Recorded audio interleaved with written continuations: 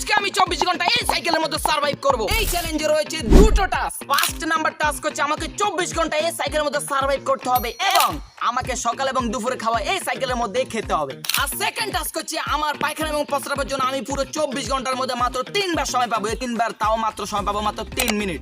3 minute আমি আমার জরুরত আয়োজন পূরণ করব এবং আমার গোসলের জন্য আমি সময় পাবো মাত্র 15 মিনিট। এই 15 মিনিটের ভিতরে আমার গোসলটা আমি সেরে ফেলবো।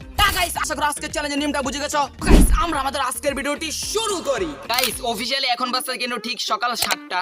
তো আজকে চ্যালেঞ্জটি শুরু হচ্ছে কিন্তু সকাল 7টা থেকে ঠিক আগামীকাল সকাল 7টা পর্যন্ত আমি এই সাইকেলের মধ্যে সার্ভাইভ করে থাকতে হবে। গাইস, অফিশিয়ালি গাইস আমি একটা ব্যাগ নিয়ে এসেছি।